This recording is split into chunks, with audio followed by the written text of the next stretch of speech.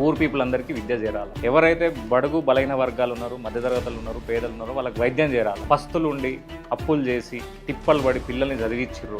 ఆ పిల్లలు ఏమని చదివిస్తారు? వీడు బాగా చదువుకొని ఉద్యోగం చేసి మమ్మల్ని వృద్ధులకు తెస్తాడు, మాకింత 100% చివరి రోజుల తిండి పెడతాడు, అవును.